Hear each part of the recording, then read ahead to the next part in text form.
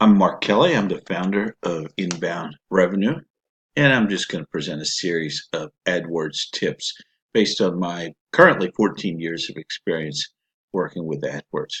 Today's tip is AdWords tip number 99, and I'm just going to walk through my preferred settings for setting up a search campaign. If you ever have any questions, you've got my email right here. Again, I'm the founder of Inbound Revenue. We're an AdWords management lead generation company. We do work for businesses and agencies. So give us a shout. Fill out this form. Chat with us. When I set up a new search campaign, there's a number of criteria that I like to use. First of all, this could be applicable for newbies to AdWords. Never blend your search with display network, which you'll notice is the first option that Google gives you. Always choose search network only. And then because I want access to all features, there's a couple of them there that I like to set myself, select the all features options.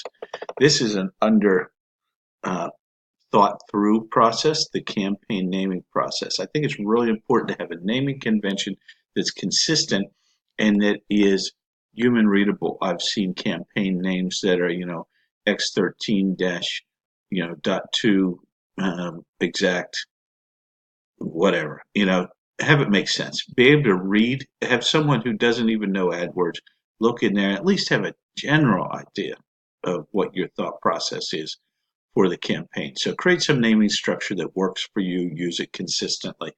So because we create a lot of broad match modifier campaigns, I often refer to them as beta to start before we convert them into an exact match campaign later. So I'll say beta search US desktop. Well, basically, that's just saying this is a beta campaign. I know that's probably a broad match modifier. It's search. It's not a display. It's not remarketing. I'm going to target the US and I'm going to aim this to desktop visitors. And that's primarily because we tend to split desktop and mobile into two separate campaigns, primarily for ease of management because the traffic is so and behavior is so different.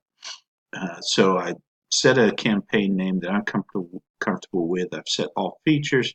I'm not going to load this from an existing campaign, though I could. Currently, I'm going to leave search partners active.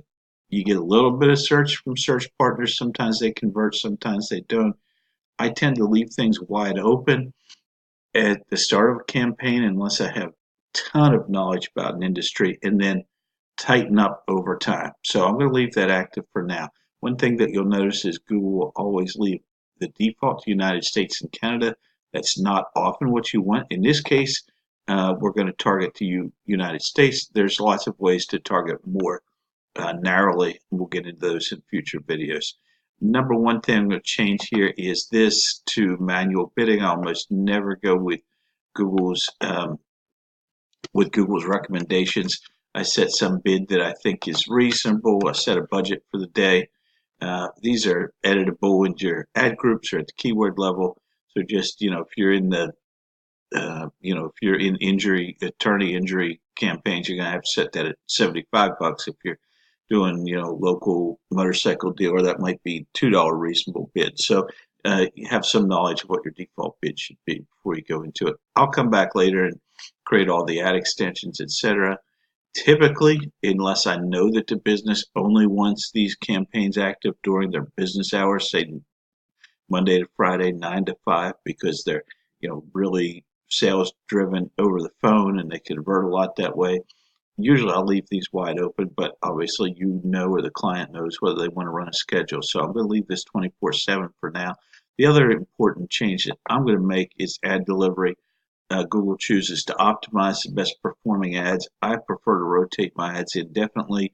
I'll A/B test or ABC test my own ads, and that again, I'm sort of not a big fan of letting AdWords optimize, maximize, set my budget, set my cost per. I'm generally not in favor of them running my campaigns because my historic experience has been that it always benefits Google. Now you're just going to hit save and continue, and you can continue on with building the campaign. Once again, I own Inbound Revenue. If you ever have any questions about anything, feel free to contact me. This was AdWords tip number 99, setting up a search campaign. Thank you very much.